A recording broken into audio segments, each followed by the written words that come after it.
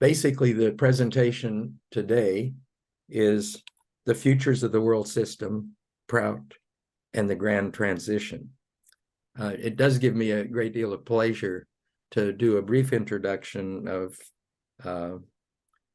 our presenter today, Professor Sohail Inayatullah. I guess I will resist going into too much detail about his incredible life experience and career, because I think it would take all of the hour we have with him. But just to be very brief, basically, he's a political scientist, a futurist, and a longtime student of P.R. Sarkar. He is actually the sitting UNESCO chair of future studies. He is on the faculty of universities in Taiwan and Australia. Based on the highest impact of citations, he's actually in the top 2% of the world scientists, which is a real credit again to his work and the scope and depth of his work. He's a widely published author. I have really appreciated Anticipation to Emancipation Toward the State, a Stage Theory of the Uses of the Future. I would highly recommend that to people. He has many other publications that I would also recommend. He routinely works with people at the highest levels of government, large corporations, and other organizations. I think he just recently finished spending a couple of days with the Thai Justice Institute. And maybe it can go without being said, given that resume, but he travels extensively, and in fact is presenting from Dubai, where he just arrived yesterday, which I think in many respects makes him really a citizen of the world rather than just an individual country. So at this time, Professor, the floor is yours. Thanks, John. Thanks so much for the kind introduction, and thanks for all your wonderful emails. Traveling, as you know, is not so much fun. Jet lag is not so much fun, irrespective of how much mindfulness one does. It's always a challenge. But it's great to be with everyone here, and I hope these comments will be of use. My style on Zoom is pretty quick, but I think there's a recording you can go over later, and there's text you can read later. So I will start over here straight away. I'm hoping you can see my screen. Yep. Yes. All good. So I think to go big picture, if we go day to day, certainly it can be terrifying for some people, but our role in social scientists is to go deep and to go broad. So there's this Russian thinker, physicist, and he talked about what's called the Kardashev scale. And his research question is quite unique. He said, why is there no empirical evidence of first contact? And when you start with that question, he then goes further. He said, let's create a macro history, as again, P.R. Sarkar did. But instead of going with social structure, he said, if we see macro history as across planets, across universes, the only thing we can conclude is there's one thing that every species, as it gains sentience, discovers, which is periodic table of elements. Once you discover that, you're obviously creating energy.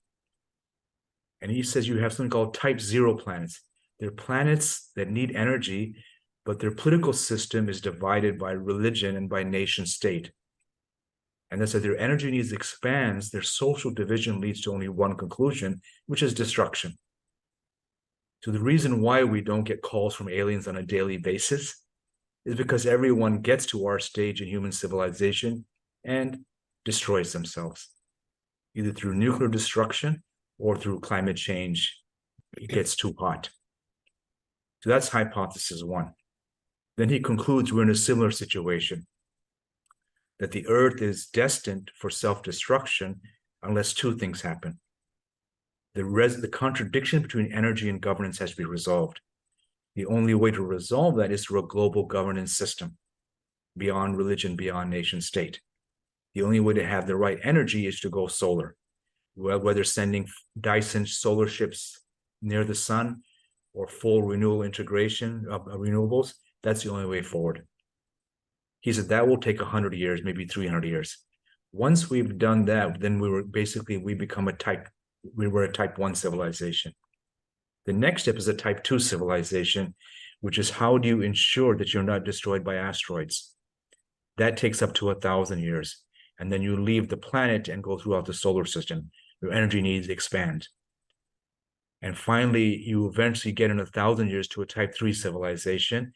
In fact, you're a spiritual civilization or a virtual civilization, and you're galactic. So he sees these stages over the next 1,000 years. I think what's useful for us is to make this case that unless we transform energy and governance, we're essentially doomed.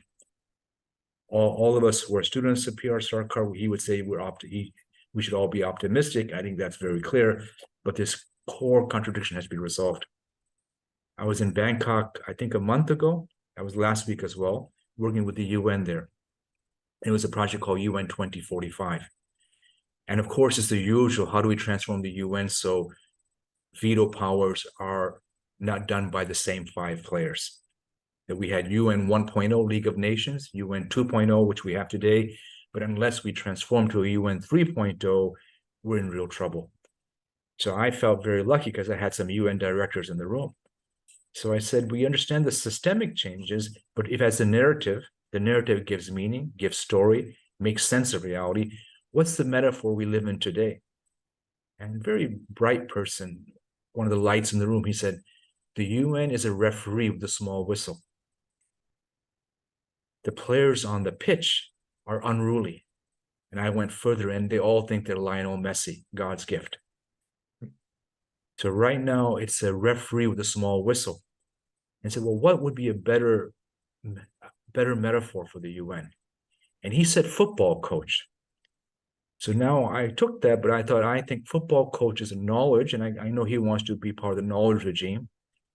But maybe there's a better story. So let me ask our participants out there using the chat function, what might be a better story? He said, coach, what might be a better story in terms of some of the core ideas of Prout and other progressive movements throughout the world? From coach to what? So if people can use the chat function, write something there. I can't quite see the chat. I'm on a very small P. Oh, there it is. Okay. Homeostat, okay. A system that measures up and down, that adjusts. Complex system, fantastic, not bad. Dada Mahesh Fernanda suggests a multicultural family. That's not bad too. Others?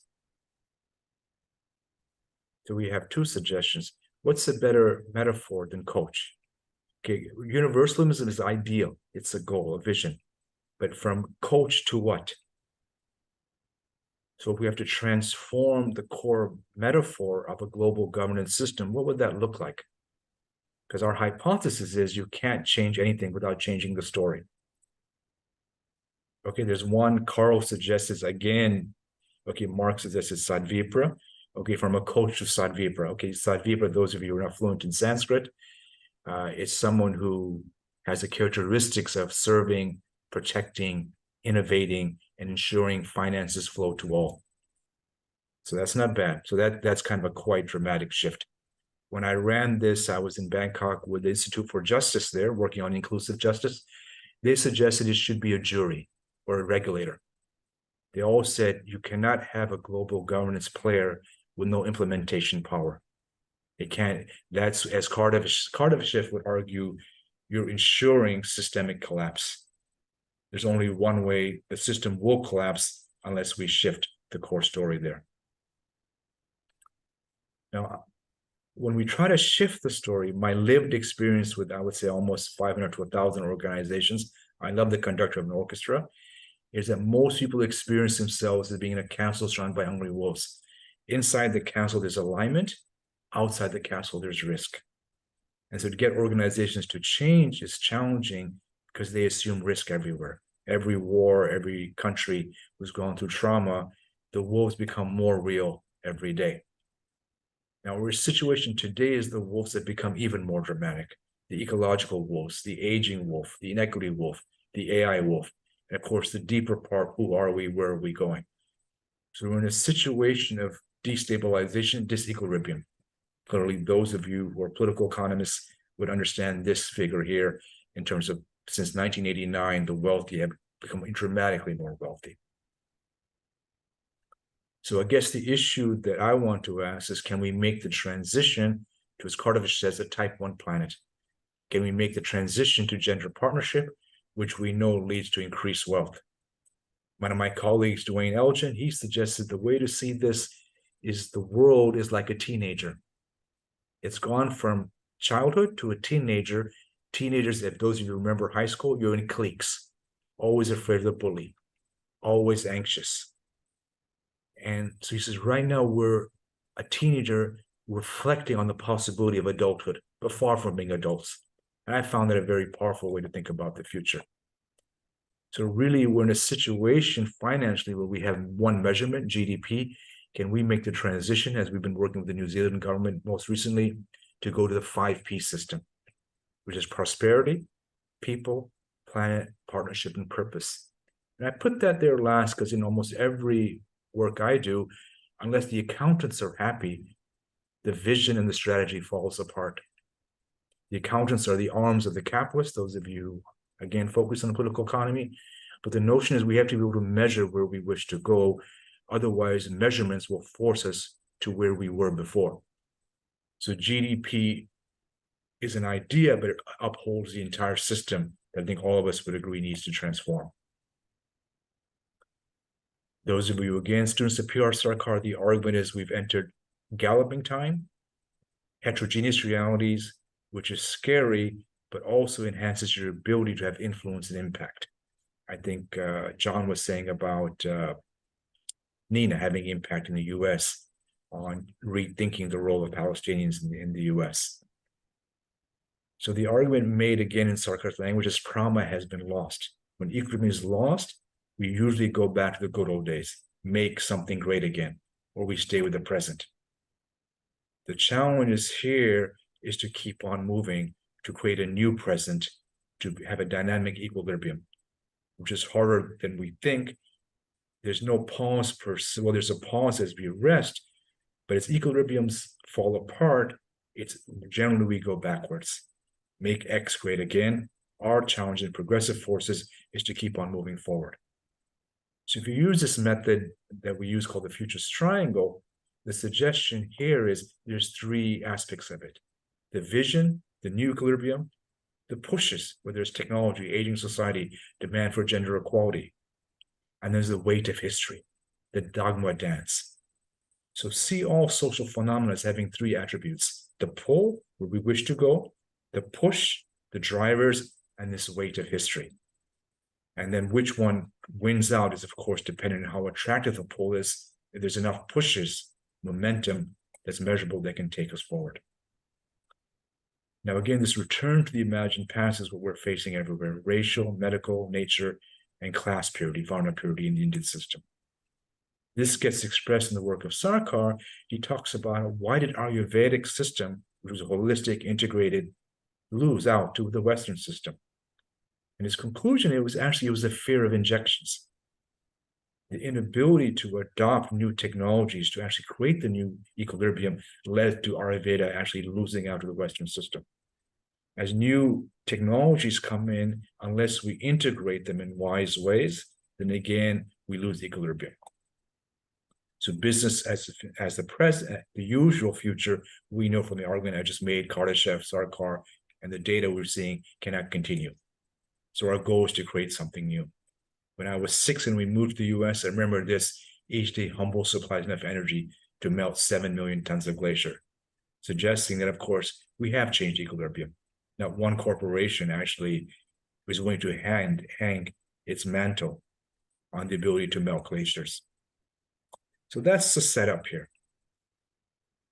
Then you start to ask yourself, well, what could the future be? So I get that asked all the time.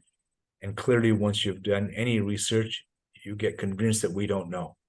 It's contingent, it's open, it's being co-created through spirit, through structure, and through agency, our ability. So what are some of these scenarios? Scenario one, those of you on the right, is the invisible hand. It's no change, members only. With the UN veto system, only 5 members, or the global political economy, only the rich. And it succeeds, as my colleague Ben Kirkfleet said. He said, why don't the poor smite the rich? He said, because the poor want to be the rich. They want to be Musk or Bezos. So aspirationally, they want more. To shut that off in Gandhian political economy doesn't work, because people want to be like the rich. Their imagination is there. The cost of the invisible hand metaphor is the precariat keep on growing. They've lost jobs, they're in an open system, but the open system has no support. Scenario 2 is, of course, World Economic Forum. Whether you like them or dislike them, they have lots of progressive people there saying if we want to keep the system alive, capitalism, it must expand. Whether it's the UN Security Council or the entire global political economy, we have to include new members, minorities, what's called shareholder capitalism. Bring everyone into the capitalist game. Now, the weakness of this is partnership, but still run from the top. Females would argue they're gaining equal pay, but still have to do the majority of housework. So generally, there's future washing here and greenwashing. Now, scenario 3 is far more interesting to me. This is creative destruction comes in, you have new innovation cycles. What's called the Kondratiev curve. We've now entered a new Kondratiev curve. That's from artificial intelligence, the transparent brain, bioinformatics. There's a wave of dramatic new technologies, whether you like or dislike. There's a great book called The Algorithms of Oppression. But they're going to destroy the old system and create a new system. And there's really not much anyone can do about that. So there's a K curve, and we're starting the ascension process. Now, in this K curve, the intriguing part here, part of the success of the new technologies, is new platforms. Among the most interesting parts for those of us involved in the Prout movement are platforms that are cooperative, what's called platform cooperativism. If you look at Uber, it goes from challenging the efficiency of the taxi system, corporate, thus it works, but the weakness of Uber drivers don't have income coming to them. They're not the shareholders. So that's the next stage where we have global cooperativism. That's the only way you can start to deal with aging. It's a real triple bottom line. And it's a way where artificial intelligence plus peer-to-peer leads to a dramatic new future, what we call shared hands. So this goes from the linear economy to the circular economy to the far deeper regenerative life model economy. Now, any one of these slides you can spend 6 months on. But as I said earlier, this is a broad overview, not the details of any particular model. Though, as I suggested, the platform cooperative economy is really about using peer-to-peer to add value. It's been slow, but if you add AI to it, its possibility is quite transformative. Our last 3 days working with the Justice Institute in Bangkok, one of the most interesting ideas there was, can we use AI and P2P to rewrite the Thai constitution? Can we use AI and P2P to develop a hologram Buddha? They said a guru one tap. The Buddha appears to you when you need him. And that can only happen through 2 mechanisms, the wisdom of peer-to-peer and artificial intelligence. So this was one of the fantastic images we saw when a project on infrastructure in the future of the New Zealand economy was called Sharing is Winning. Now, the fourth is the radical change. And I've always tried to figure out how does the radical link to the adaptive? And I would see the adaptive sharing economy is Prout 1.0. The radical is Prout 2.0. It's the next step. So this is where the K curve, AI, 3D printing, spiritual medicines, microbiota, nanotech, global local governance change the entire game. You move towards cities designed for transcendence, ownership disappears, smart robots everywhere, and we move from I am to becoming. At the macro level, it rethinks evolution, which is about evolution, survival of the fittest, to, in fact, we have evolution now going on in 3 phases simultaneously. There's human, nature, and consciousness in coevolution. So this is quite dramatic. Humans, nature, and consciousness in coevolution. So I remember we had a group, Humanity 3000. This was a mixture of leading physicists, geneticists, and social scientists. And the whole idea, we've entered the stage of conscious evolution. Evolution cannot be left to chance, but it can't be left to world leaders who obviously, from we can see, are suffering trauma. So their brains, they react from trauma, not from vision. So this would be my imagination of the microbiota revolution. Again, those of you who read Sarkar, talks about using microbiota to propel rockets, using microbiota to transform the pharmaceutical industry. So it's very much a different type of future that links the tech K-curves with the spiritual innovation. And I'm still trying to get a handle on that. Those of you who are good at this, it'd be great to keep on writing about that and figuring out what that means. But I would see it as Prout 2.0. Prout 1.0, we argue everyone gets a job, everyone has purpose, everyone has meaning. Prout 2.0, as you know, Sarkar argues, in fact, you're only working 4 hours a day, perhaps even 4 hours a week. So quite a different system. And how do you reconcile the two? I reconcile it by different stages in human futures, 1.0 and 2.0, adaptive and radical change. So simply put as one chart, if you think about the futures of the world economic system, you move from invisible hands, Smith, to visible hands, what's happened in East Asia, Japan, Korea, those amazing revolutions, as well as Sweden, Norway, Finland. Then you move towards the new club, shared hands, the Prout 1.0 model. And finally, after the club, Prout 2.0, this is basically an entire world economy based on abundance. It's magical hands, it's an ecology of spirituality, which you might call green robots for all. So very much a transition. And of course, this is a hopeful transition. So I don't really argue with World Economic Forum people when they say, let's expand the membership. I go, yes, but what's after the club? And that becomes a far more interesting argument. What I learned from Lakoff's work is never argue with someone, because then you entered their frame. Change the frame, so the discussions have now shifted.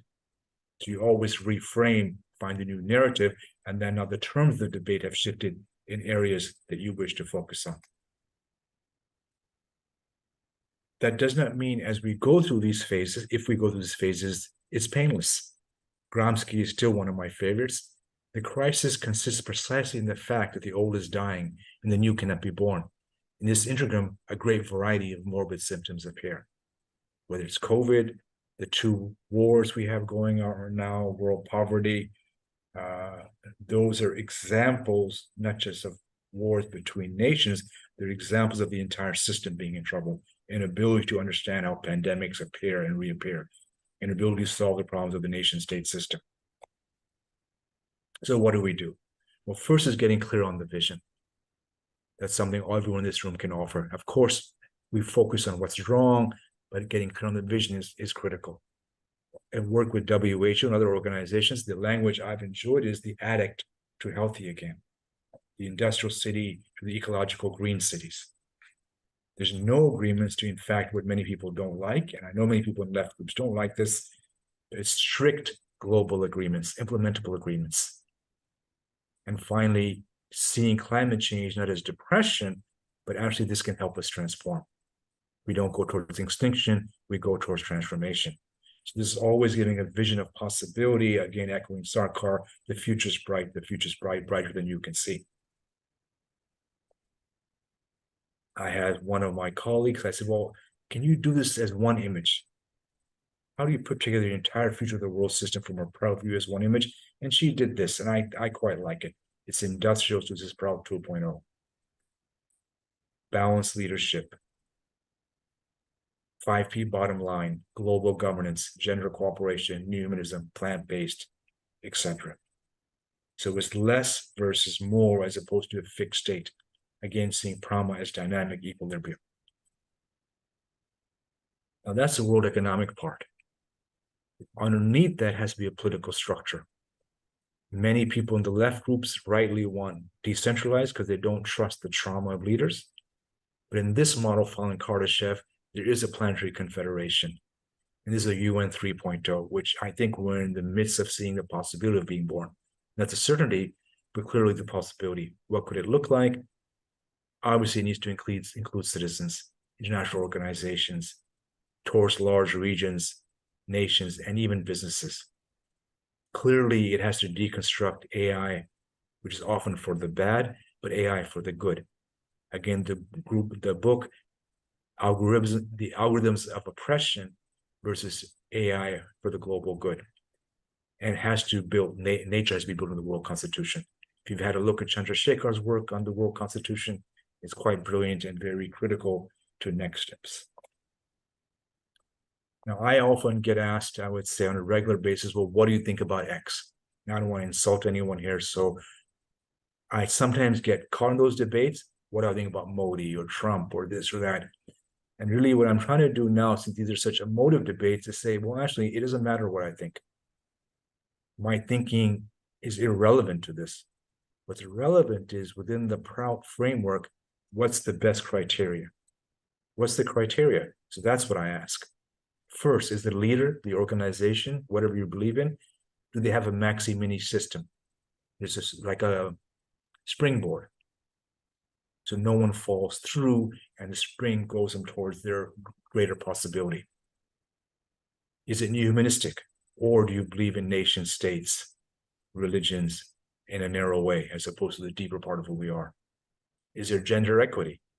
Are you still focused? Can you move towards confederation, a planetary system? Is there a spiritual practice? I have a few more of those of you who've seen Proud and Power. There's a criteria, so you're not engaged in often useless debates with people. Said, okay, make up your own mind on these leaders, but follow the Proud criteria. That's a solid way. As everything changes, we have to have anchors. Here's 5 anchors.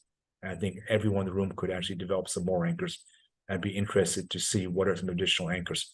In fact, let's go to chat right now. Here's 5 anchors. In terms of a criteria to be able to evaluate people, movements, what are some additional anchors you would like to add there within the Prout framework? I put keep the money rolling, keep identity fluid, gender prosperity, inclusion, beyond geopolitics of the nation state, and spiritual practice. Those seem to be 5 good ones, but clearly I'm missing something.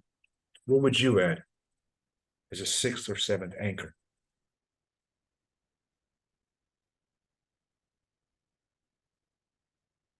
Okay, harmony with the natural world. Great one from Satya there. Emotionally balanced, yeah. Have they worked through their trauma? They've done inner work.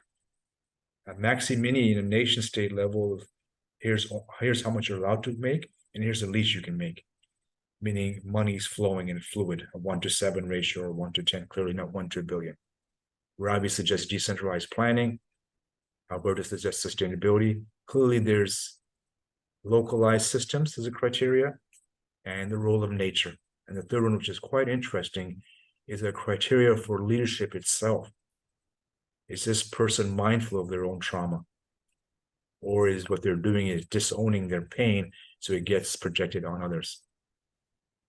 I mean, from my point of view, you could see my view of, for example, Hamas leaders, Bibi, Trump, or Modi, for example, but you can have your own list. That's fantastic. Yeah, given that there will be some exploitation, how do we reduce it? And the role of compassion, Buddhist economics. So now we've taken some 5 criteria, you've added some more. So again, I'm suggesting instead of these often useless debates with people, who should I vote for, who should I believe, or find a criteria, use their criteria for your own politics. Thank you. Now, so this is macro stuff, big picture. So I'll just spend a few minutes. What do you do on the ground then? And it may be of interest, John. I'm happy to talk about that, or I'm happy to stop now. This was the big picture Prout stuff. Then the issue is, how do you do futures work with a Prout lens in day-to-day organizations? How do you try to make a difference? Should I do that, John, or just stop? Please advise. Let's see if there's interest in pursuing that, or I'll defer to you. Do people have thoughts along those lines that they'd like to share? These are case studies when you're trying to do Prout work. How do you make it happen? And I don't really need to go there. We've done the big picture stuff. Okay, Nina suggests yes, so I'll go with that. Okay, 2. So part of our work is this big picture, then how do we get it to this meso stuff? So I know with Interpol, the pitch we've made is AI, other technologies ensure organized crime thrives. I've been in workshops where a senior agent says, watch me use Bitcoin to buy 5 semi-automatic rifles in 15 seconds through the dark web. And then we try to say, okay, so law enforcement is always behind. So my work in law enforcement now 15, 16 years at almost every level has been that policing can help in the transition.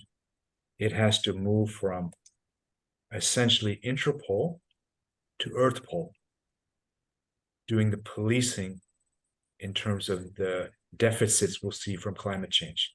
I was working with the Queensland Crime and Corruption Commission, and they're so focused on today's crimes and corruption. When we did the workshop, they said, oh my God, we're actually in the moment, a historical moment, where corruption is about to transform dramatically for the worse. We said, how do we, as 60 very idealistic attorneys, ensure that we're on top of the new corruption, especially green corruption? That's what we're going to see, sustainability corruption. We have to have measurements to stop people greenwashing. And we could see with AI, ChatGPT being used to target vulnerable children through quick information. So this became, how do we stay on top? And my meta thing was, of course, how to move from today's issues to tomorrow's issues and help transform the largest security force in the world. And so you just try to do what you can, do mindfulness, meditation, get the vision clear, find people working together as much as possible. There's always jurisdictional battles. When we have leaders group at the very highest level, there's always issues between where we wish to go and the brutal realities of the present, as we did in one meeting on Black Lives Matter. International police needs to take a position here versus, well, if we do, one country will stop funding. And so we see in the global system, anytime there's a move towards progressive politics, large players, whom they are, use punishment, sticks, to ensure the old system stays alive. So when I was working on the George Floyd issue again, we said, well, right now we're in a story of white space. Let's move to Black Lives Matter and finally humanism, no one left behind. So this is the type of projects you try to infect, work with people, and help the organization try to find something else. My colleague Ivana Milojevic, myself, we worked with the Asia Development Bank. That started 7 years ago when they understood they were caught in infrastructure, how to become a knowledge bank. So you go towards, and why are they doing this? Because challenge from the Chinese banks, as well as Asian nations getting richer. And the best part of this, they started to move futures and foresight throughout all their activities with some success. The most interesting thing for me was going from funding the past to slowly funding the future to issuing the first gender bond in the world. So this is not causative, this is correlation. You do workshops, you do speeches, you find people in the organization who are inspired, and they start to use tools and methods to start to rethink the purpose of the bank. So you fund the disruption, you fund peer-to-peer, you start to fund solar energy, you fund gender equity. So this is kind of from funding the past, you fund the possible future, and of course you always engage in inner futures. So in one workshop, the workshop doesn't mean strategy changes, but it pushes it. You're talking about counting women, the politics of representation, to women count, the ethics of transformation. So there's a narrative shift along with the HR shift. With a car company, we said, well, how do we get them to go from SUV world to something else? As the scenario process had them move from bigger and bolder to tailored cars to the more interesting green driverless pods. So how do you get a car company to actually focus on partnering with large cities to create driverless pods, green pods that move quickly along, and even the poor can have access to them? And finally, with every group, we try to ask the radical question, what's after? Going from selling cars to selling mobility. How do you transform your core story, your core purpose? So if you do that well, you can start to see some change over time. I think Uruguay, I just saw on Facebook, has made an amazing shift to renewables. With many organizations throughout the Asia Pacific region, we've been working with them to go from keeping the lights on to connecting your home and community to choose your own energy adventure. Australia is now at a point where during some parts of the day, they have to pay consumers to use electricity because the national energy market is no longer stable because everyone shifted to solar so quickly. So we're starting a 3-month project with the national energy markets to say, what do you do once you move towards full solar? Renewability has its own problem because now suddenly you've gone from scarcity to abundance. How do you manage abundance? The last part we try to do is the critical reflection. So the old model was we do to you. So international development agencies, all the good, nice, caring, loving agencies, Caritas, Red Cross, etc. It's we do things to you instead of we co-create. So this is the mindful activist. I'm going to skip this one and conclude with one of this person. So many organizations, their senior executives and their story is being handcuffed. Great ideas which can't be implemented because there's the wrong story or the structure of the system is past-based. So we try to help them change their personal story. In this case, from golden handcuffs to the Midas touch. But my favorite story was with the young detective. He said he was an iPhone in a room full of Nokias. Law enforcement still focused on driving cars around, harassing minorities instead of using prevention and cyber safety to figure out where the future crimes. And as he worked through this, he realized his story was inappropriate. It was still full of hierarchy. So he changed the story to the co-created chipmaker. Now he's not better than people, as Sarkar says, neither above nor below the superior inferiority complex, but working with people towards prevention. Then we took him through a meditative state. He said what he saw was a warm, bright sun. His conclusion was, much as Maya Angelou, it's not how smart you are, but how you make people feel.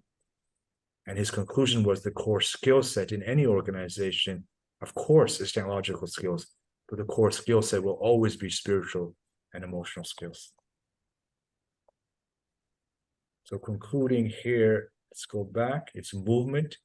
We're moving personally, we're moving collectively. And we're trying to create this new vision of the future. Thanks so much. I hope that was useful. Thanks, Nina. Thanks, Alan. Thanks, Dada.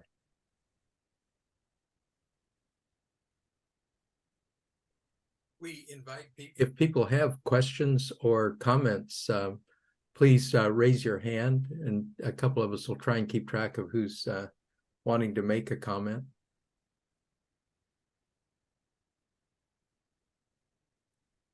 Alan.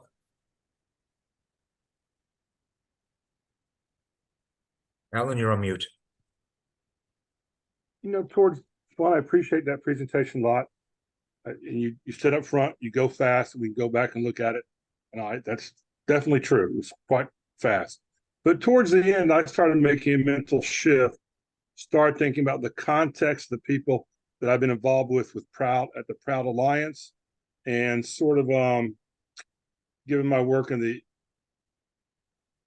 community development NGO sector and in the anti-poverty sector in America, I've always been concerned about capacity building with Prout institutions here in the United States.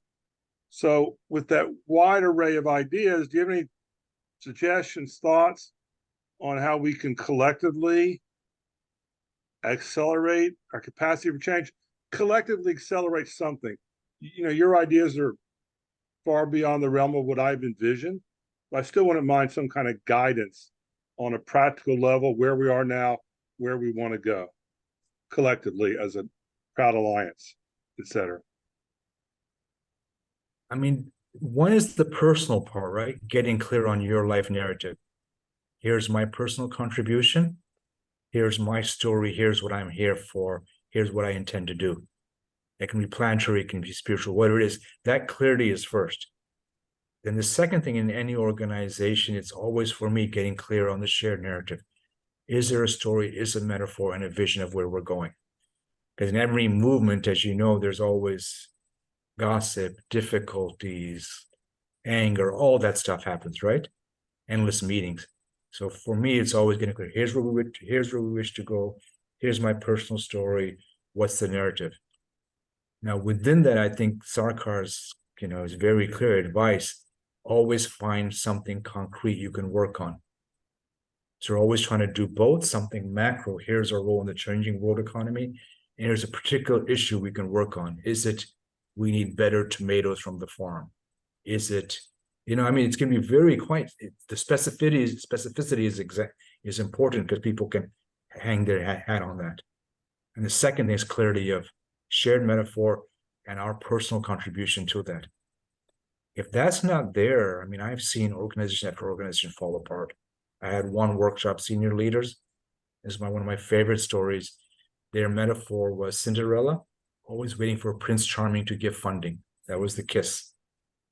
And as we were working on transforming it, and one of the vice presidents who got very angry, furious actually, and by 3:30, she was quite irritated. And I said, why are you so upset? And she says, well, don't you know I'm the wicked stepsister? And so it became very clear her role was to sabotage all innovation. And so I was unable, due to my fear of her, to help her transform her own story to become the fairy godmother or some other better narrative for the organization. So I was unable to do that. The negative microvita stayed current. So often that's where I try to focus on. But again, Alan, it'd be for you what's wisest for you. Thank you. I think so. Yeah, Mahadev. Namaskar. So good to see you, brother. It's been decades. Yeah, wonderful presentation. So Remark. what is wonderful about your work is how you integrate Proutist concepts and Sarkar's ideology into a deeply refined intellectual analysis of what's happening in the world and where we need to go. So of the more specific Proutist concepts that you weave into your work, which ones do you find the most receptivity for? In other words, in terms of translating our ideology into what will influence and impact decision makers, where do you think we should be putting our efforts into because we're going to get the most traction? So again, I wish I could say here, here's the quick answer. But again, I find myself in issues of specificity. I know with one large international development bank, long meeting, and at the end he said, look, I'm a very conservative bank president. Why should I change our entire purpose and go towards this well-being stuff? I just like to lend money. And then it was really clear. And I said, well, and I remember Sarkar's work, well, have them try. Just have people move a little bit towards the light. And so the conclusion was, well, how about you experiment? And he could understand that. He said, okay, that doesn't have me such a shift. I can experiment there. So then he gave, I think, about $1 million to start a whole range of innovative projects. So in every system, I'm looking for the leverage points. Sometimes it's just the change agent has a story, and that story needs to be addressed. They're not sure what their role is. So then we try to find an actual metaphor that works, that gives them power. My experience is most organizations have very idealistic people. They're about 20, 30, 40%, and we have empirical research on that. My goal is to find who they are and give them tools and methods so they can help move the rest of the ship. So that's at the level I can manage. Some people try to bring entire nation states together and shift them. That's way beyond me. I can't handle that much. I can't hold that in my mind. I can't hold the conflicts. And everyone's too important. They're very important people. So I try to find the medium important and work with them in terms of their vision. And I know what they like is big picture because they're lost. Not always lost, but they're confused what to do next. So scenarios, macro history, social cycle, that really helps. Personal, how do I find some bliss in my day? The metaphor, mantra work, meditation work, that really helps. When it gets going, I have to say the Sarkar game is lightning. It ignites the entire organization. If you ever want to make a difference, if you have a day or two, run the Sarkar game. They'll figure out straight away what's their weakness. Is it lack of money? Is it lack of strength, warrior strength? Is it lack of service? Is it too many intellectuals? Is it not enough intellectuals? And it gets very clear what's actually going on. Because there's the stated vision, what they're saying. When we had police meetings, everyone says, let's harmonize. When we play the Sarkar game, I know in a few times the FBI agent quickly shot all the Europeans within like 10 seconds of the game starting. And the conclusion was you're talking harmony, but in fact, everyone's protecting their turf and you can't create a better integrated system then. And the game showed that in people's faces. So kind of what I'm hearing you say is you need to identify the agents of change within any system and then give them the tools and resources and framework in which to create that change. Yeah, that seems to, yeah. And then just see it as an experiment. I mean, some people are different, right? They're like, this is how you will do it. I've never been so good at that.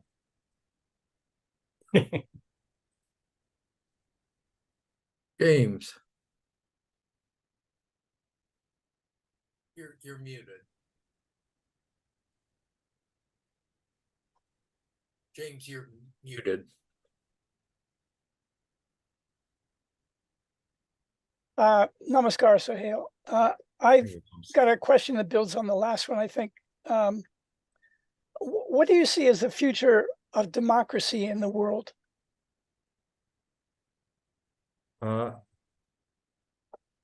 I'm conflicted, I have to say. It's caught, I mean, I know where I'd like. So I grew up very much more democracy, always better, because it brings the voice of the people, right? That was always kind of my personal people I would hang out with. In political science, it was always more democracy, more democracy. And then we've seen in the last crisis, the COVID crisis, when experts disappear, things fall apart very quickly. The power of Mr. Trump to say code will disappear in 2 months and 1 million people lost their lives in the US. So then is it more democracy? Is it wiser leadership? So I think the whole system is in flux. And I actually I think that would be clearly the peer-to-peer with AI is going to transform it. The group in Bangkok I found very interesting. They said, we have to rewrite the Constitution. How do we do it? Well, we want more people involved, but we also want wiser people involved, and we also want AI to help. So it's somewhere around there. I don't really have a clear answer there. Imagining a world governance system beyond the nation state, clearly you have to have citizens involved. How do you get 8 billion citizens involved? And how do you ensure there's checks and balances so one group doesn't take over? But how do we ensure one nation doesn't take over? So I think all those things are up for grabs right now. So if you have idea, James, I think write them down and start to think about that. Thank you. Doris. Nice to see you, Subodh. What's the Sarkar game? I hear you talking about the Sarkar game. I can send you articles, but I think it's worth reading. You can go to our website, metafuture.org. It's very simple. When you have trust, you have a script invented by Peter Hayward and Joe Boris. And the first group gets tools, and they start to do something with those tools. The second group gets weapons. They enter the game, and they either protect or they start to kill people. The third group comes in with ideas and books. They either innovate, inspire, or they give long lectures on theocracy. The fourth group comes in with money. Either they invest in people, or they try to get everyone to work and they don't pay anyone. And that rotates until finally at the end, every once in a while, 4 or 5 people say, aha, let's create a successful organization or civilization. And there's a moment everyone gets it. There's also many moments. I've had one moment with a mental health group. One of the caseworkers just stood up, took out a gun, and shot the other 30 people in the room. And then we did the feedback, and people said, Christy, it appears you're a sociopath. And she goes, no, I'm not. I'm the angel of light. this group was about to be progressive, and I can see now they're going back to what they always did. They're reverting back. And there's no way I'm going to allow people with lived experience to want to suffer more. I'd rather everyone die. So, so the workshop went from very interesting ideas to, okay, now we're all in trauma. And the conclusion of that workshop was a few months later, they fired the CEO.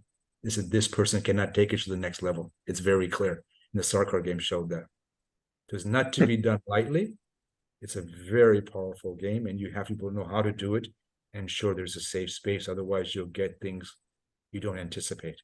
If you do it well, it creates a new leadership group. Read some of the articles, and there's some videos on it. Thank you. Thanks, Doris. Craig. Craig, our Constitution writer, unmute, please. Very, very nice presentation, Shibor. I always enjoy listening to you very much and getting to see you. You know, it's interesting. The last part of the title of the program was The Great Transition. And sometimes it feels like it's so hard to envision a change from, you know, the monolithic capitalism, the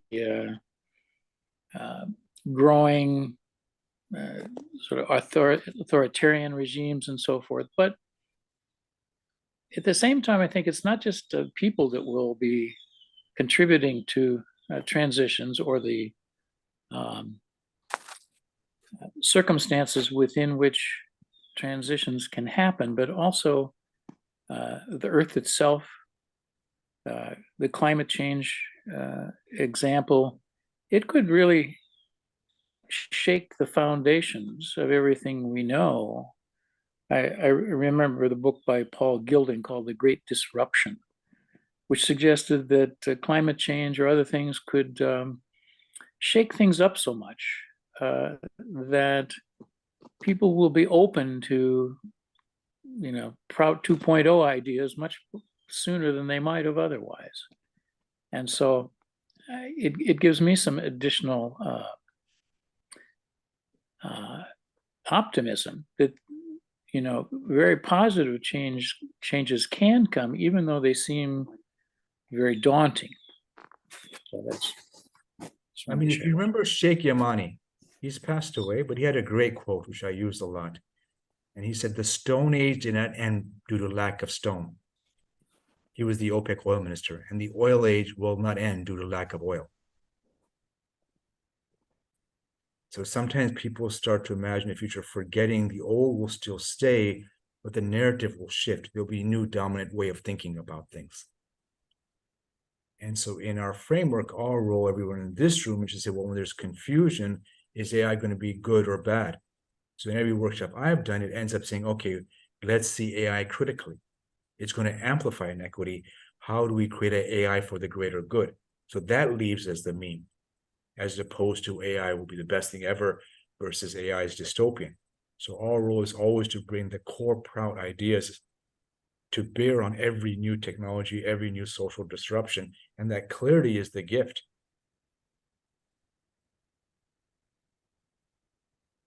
You know, and I think that people at some point, particularly if whether the environmental circumstances or other social circumstances become more extreme, people would be more open to hearing these kind of alternative ideas. Yeah, I mean, it's a fair hypothesis. Thank you. Yeah, I guess, and maybe we'll see if other people want to comment, but we want to be sensitive to your time. Yep. It's 3 more getting minutes. late in the I day gotta for sleep. you. Yeah, kind of piggybacking on what Craig was bringing up. I think, you know, Sarkar at times has made reference to opportune moments. And I think increasingly some of us are starting to recognize that you know, severe disruption, again, to Craig's point, really kind of shakes people up and they are more open to change. In other words, people live lives of habit. And when something totally disrupts that, then all bets are off and they start exploring other alternatives and ways of being. And I'd be curious what your thoughts are on that, kind of maybe an extension of what you just shared. No, I think 100%. I mean, that's the Prama argument, right? There's an equilibrium, the world changes. Do I return to the old equilibrium, or do I innovate and create a new equilibrium? I think, John, you're suggesting it's the opportunity to create a new one. So that's essentially what this is about. And that's the core argument of Prout / Futures. We're in a situation, X changes. How do we innovate? How do we co-create something else? Right. Yeah, there's so much literature about the paradox of severe disruption and the joy people experience. And it's because all of a sudden they can act naturally. The existing system is disrupted. And so how do we work together? And in the default in Homo sapiens is to cooperate, to work together, to solve problems. And and that's often missing, from the paradigm is the ability to capitalize on that innate capacity. It goes back to what the earlier comment from coach to Sadvipra. That's essentially the process. There's a leadership process, there's a narrative process, and we're engaged in that. I would agree with Niti there. Yeah. So there's macro, the next 1,000 years, micro, how each one of us lives, and the meso, in terms of societies we live in. So there's spirit and there's Prout, and then there's a story that we tell ourselves. That's how you start to link that. And we see, so many, that suddenly rewriting of the story is what's crucial here. So that's kind of what we're doing. And as Sarkar said, be practical. We're trying to rewrite the story in ways that are experiments, that are tangible, that make a difference people can count. Thanks so much, everyone. I have to crash. I'm on weird time zones and exhausted. Thank you so much. This has been truly wonderful. Great meeting. Take care. Bye.